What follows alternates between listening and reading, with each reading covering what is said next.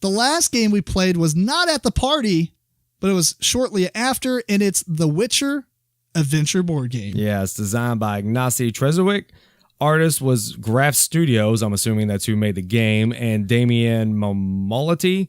It's published by Fantasy Flight, wasn't it? Yeah, Fantasy Flight. Yeah, they got a bunch of other people on here, but and I think his last name is pronounced Trzewiczek. I might be wrong, but I'm pretty sure it's Trzewiczek. Well, and I know it doesn't look like that, but I was going to say, I oddly enough, I researched this, and when I say research, I watched 2 different videos, which one of them he didn't say for Robinson Crusoe, but Tom Vassell, that's how he said it. Oh, really? Well, maybe, I don't know. I listened to it multiple times. Maybe he's wrong. Although I will look up. When I clicked on his name, there's actually a thread that says how to pronounce it. So go on, I'll find out. Oh, really? Yeah, he was at Dice Tower Con, and he was teaching him how to play Robinson Crusoe. Really? And I was talking to Chaz Marler, and he told me how to pronounce it. Okay. So I don't know. Maybe Chaz is wrong, but anyway, just trying to do some justice to our pronunciation of last names here. Anyway, if you never played The Witcher, but you played the Talisman, you can fast forward. No, I'm just kidding. The Witcher is basically a small... I fail at comedy, apparently, because Matt didn't even break a smile. He just kind of stares on I was trying to figure out how to say his name. I didn't even hear what you said. Anyway, so in The Witcher, you've got a character. You know what? I don't know the full story of The Witcher, but you're basically running around to different locations on this map to collect leads of 3 different colors, blue and red and yellow or something, blue, red, and purple. And what you're trying to do is you got to get enough of these because your character can turn those into evidence or whatever. And, so for instance, the character I was playing needed 7 of the sword leads or the red leads to turn it into a red sword. And each quest that you get will tell you what you need to complete it. So you might need a red sword and a blue book. Well, for my character, you would need 7 red leads to turn it into the sword, and you would need 5 blue leads to turn it into a book. Once you have that, the quest is going to tell you somewhere on the board you need to go to finish the quest. Once you do that, you get points. You flip out another quest. The first person to complete 3 quests triggers the end game. Everybody else gets another round of play, and then the game ends. Whoever has the most points is the winner. Now, there is a couple of other things. I'm not going to go over all the rules, but essentially your character does have actions, and on your turn, you do 2 actions. Sometimes when you're wounded, you have to put wound markers in those action spaces so you can no longer do them until you rest. One of the action is to travel. You can move up to 1 or 2 spaces. Another action is to draw an investigation card. These investigation cards are slightly a gamble because a lot of them will give you extra leads or some goals, like side quest basically to do that will give you extra leads. Some of the investigation cards are setbacks though, and they will cost you time because they're going to remove certain leads and do certain bad things to you. The other action, what were the other actions, Matt? There was rest. Oh, development. So you have a small little development deck. When you develop, you draw 2 cards. You get to keep one. The other one goes on the bottom. Those are just extra abilities, basically, or depending on your character. And then the final one you have is specific to your character, such as one guy had some, he would get to put tokens on potions that he have. That's the character you played. Right. You get to put a token on up to 2 potions. All of them. On all your potions? All potions. Gotcha. Your potions, you'd spend the tokens off the potions in order to increase like combat and defense and things like that. Right. My character was a mage. It was the girl, I think Chris or something. I don't know. Triss. Yeah. And she had spells, and you would prepare the spells by putting a marker on it, like counter, and you would spin the counters basically to activate that spell. So you needed to prepare their spells every once in a while because you'd run out of counters. The character we didn't play with was a bard. He does something. Dandelion. Dandelion, greatest name in the world. I'm sorry. And his ability, I think, was he got 2 gold. Yeah, it was something with the gold, right? Yeah. And then the final character is this yellow dwarf guy, and he is the only one that plays slightly different than the other ones. And he has these 4 minion or travelers with him, and they do different stuff. But when you activate your specific ability, you get to put tokens on 2 of those guys, or sorry, not tokens, but you get to activate 2 of those guys, and they would do different things. Yeah, Eric just always chose the one that put tokens on. Eric chose the guy who allows you to put up to 2 tokens on cards of your development cards. Right. Other than that, the quests had some side quests that you can do before you complete them to get extra points. It also had a support quest on it, so anybody that comes in your space can complete your support quest. They get 6 points, you get 3. And there are the combat. I guess I'll tell you about the combat because it's pretty important. When you end your turn, whatever color location you're in, you look over to the side of the board, and it's either going to have a monster or what was it called? We call it peril because we played Elder Sign so much and it's a little skull. But if it had a skull, you have to draw from the black deck. Right. You choose if you either activate the skull token or you have to fight one of the monsters. Combat's pretty simple. You just roll dice and you need so many. It wasn't called peril. You all just said that because of that. I think it was kind of like not bad fortune, foul. Oh man. Oh yeah, foul something. You're right. Yeah. Well, anyway, we'll think about it. And so you basically just move around doing stuff, trying to complete quests, but all the time you're drawing cards that might hinder you. So what's your initial thoughts on this? Well, it was funny enough. We just got talking about Adventureland, and this was kind of the game I was looking for whenever I heard Adventure. I thought it would be kind of a just move around, collect stuff, and complete quest. So that being said, whenever you brought the game out and I saw what it was like, okay, well, this is kind of what I haven't played an adventure game like this in a while, where you just move around and do stuff like this. Overall, game wise, I mean, it's kind of mindless, but oddly enough, I think the cards made it fun.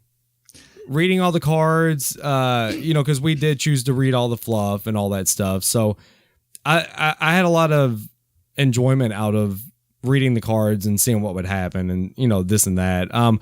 The investigation cards, they were always kind of fun because they were kind of gambly. It's like, it could be good. It's mostly in your favor. Right. But sometimes it's not. It could be. So it's like, I need to find I've got my path to get where I need to go, but I'm not going to hit as many reds on my way. So let's investigate.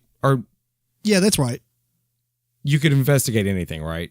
You can investigate any color. Right. Okay. But you're right. So you might need more blues to complete this quest, but you're not anywhere near moving through blues. So do you waste time and just keep on moving, or do you investigate and draw a card from that colored deck to try to get leads of that color? Right. But it's a gamble. It's a gamble. Right. Yeah. So I don't know. It gets a little mindless after a little bit, but I mean, I guess for what it is, I don't know. It wasn't too bad. I got to sit there and play Clash of Clans while we were playing it. It wasn't no big deal. So it didn't disrupt gameplay. So it's a good game. Kind of, I don't know if you'd call it like a beer and pretzel game, but kind of a just hang out social, do whatever. I can see you putting in that category because for the most part, you're not doing anything to affect the other players. No. Other than running away from them so they can't walk on you and complete your I was going to say, I don't think there's anything you can do to the other players that I remember. Not really. I mean, you can choose where you place monsters sometimes when you draw cards. Yeah. But that's not really that big of a deal. No. If I had to look at this game without being super serious, I had fun. It wasn't that bad. It was probably way longer than it needs to be. Because we played it like 3 or 4 hours or something. Oh, that's right. I did run over a little long, didn't it? Right. But with you saying that, it doesn't seem like it felt like that. Mm-hmm. It kind of did near the end because we kept looking at the clock being like, we're not going to be able to play many other games. Right.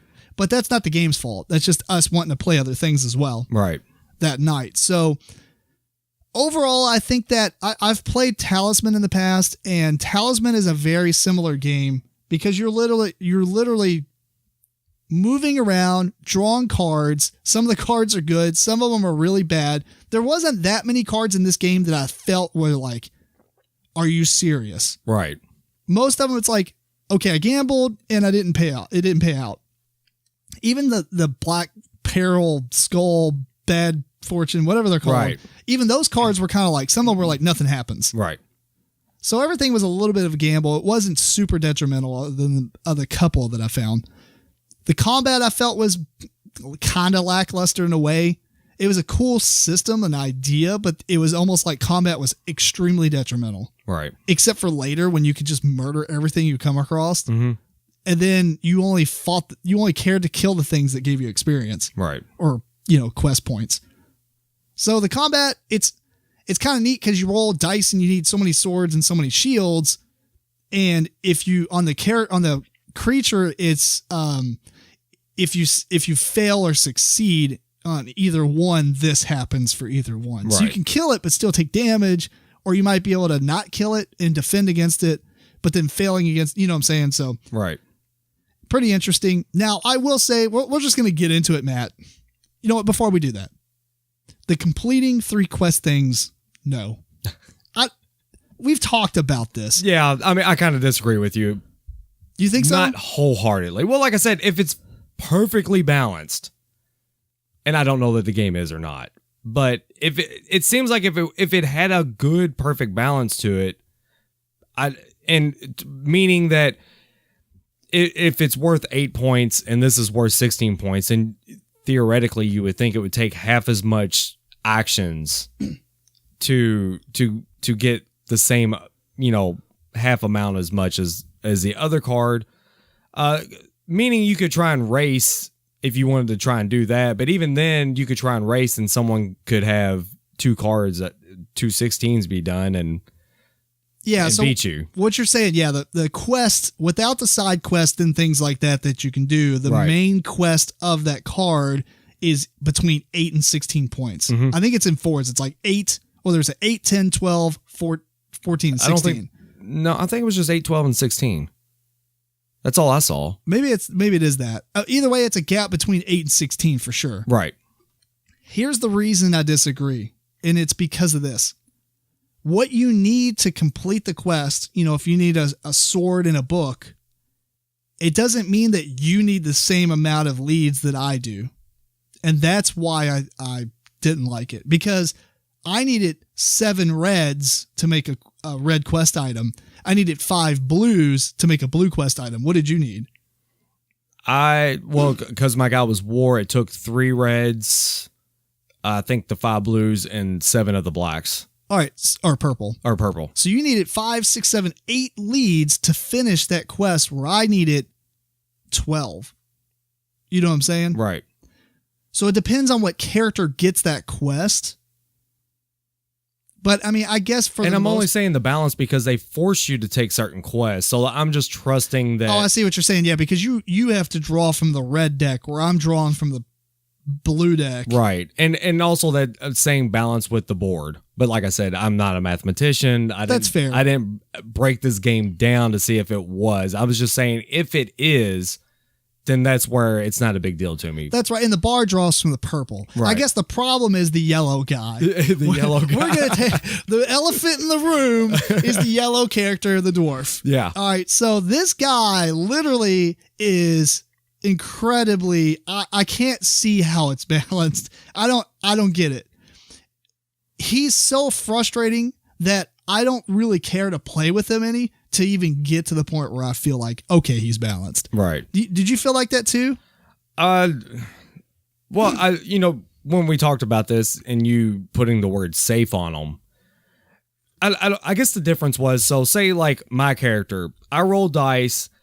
If I wanted to have any kind of mitigation on if I needed more swords or more shields, I had to do it all preemptively, meaning I had to take tokens off my stuff, meaning I think I'm going to need more swords or more shields. And you did that before you rolled? You had to do it before you rolled. So it's all just like, I think if I'm worried about swords or shields, I have to up front take tokens off to a lot to give me extra chances to do that. Whereas Mr. Yellow Man could just be like, roll. Oh, I need 2 more shields. Let me take these tokens off here that he's been piling on because every turn he uses these dwarves that are throwing the 2 tokens on. Yeah. And so all his abilities are just got tokens everywhere. And he can just at will say, well, I need this much more to do this. Here, I'll take these tokens off. Got it. And it may have just been the luck of that game. Though I feel like my character, I have spells. And in order to use those spells, everybody gets their own custom die that they roll with normal white combat dice, except for your character had 3. Right. But I was about to say, I do get more combat dice, but my defense was kind of lackluster. Yeah, there's not many shields on those dice. Right. So for me, it's like, I roll combat dice. Okay, cool. I rolled 3 swords and I need a 4th. Well, I've got a spell that I can spend this point to do 4 damage. So, I mean, it's kind of like I overkilled a lot. Right. But in order to do so, I had to roll my custom hero dice or die and roll the specific symbol in order to spend it. Now, granted, it did have 4 of 6 sides being this symbol, but that's all it did. 4 of the dice sides were an eyeball. And somehow you never rolled them. I do. Yeah, that's not the fault of the game. I just suck at rolling. But 4 of the sides on my die were an eyeball, and that allowed me to begin the process of casting a spell. I still had to have a preparation token on that spell in order to use it. So I had 2 circumstances to use my card, whereas the dwarf can always click his guy or whatever to put tokens on stuff and doing another ability. Mm-hmm. He's like a jack of all trades and has tons of utility. Right. And so he could spend these tokens to, add 1 and 2 or whatever. On top of that, his die was crazy. I mean, 5 of his sides automatically gave 2 defense plus another ability, like a sword or another defense or another side that you can spin with something else to kind of use it as a wild or something. Right. So, I mean, if anything, he might not kill everything, but he wasn't going to take the detriment from not defending. Oh, yeah, because 2 and 3 is very average. Right. Like most stuff in the game, if you had 2 swords or 3 swords or 2 swords or 2 shields and 3 shields, you're pretty much, that's mid ground right there. Everything else, like the highest was like 4. Right. I don't think anything had a 5 in any stat for the enemies. No, I don't recall. Or at least we didn't come across it. And we fought a lot of the gold monsters, and there's like bronze, silver, and gold. Mm-hmm. So anyway, what I mean by safe is that player never ran into issues and failed, whereas we did. And it was not all the time, because it is kind of a calculation game. You can kind of say, okay, well, I don't really want to go into battle. So instead of doing that, I'm going to draw one of the black cards. Right. So I don't know. It was really safe. I don't know. I don't know what to think, man. The final score was pretty drastic. Mm-hmm. I mean, it was like 15, 16 points kind of difference. And you had 3 quests completed, right? I completed 3 quests. You actually ended the game. I ended the game. And Eric, it's not his fault. It's the game. No. He completed his last quest and just blew past me with that final one, because I completed my 3rd quest and got to where he was. I don't know. It's just, I felt like since everything he did was steady pace, we had to make a lot more gambles in order to jump ahead. Right. So maybe that's the balancing mechanism, but man, that game just turned me off to that character. Right. I'd probably play it again, at least without that character once, and then maybe add him in a 3rd time, the 3rd game, see how that goes. But yeah. Anyway, that's the Witcher adventure board game.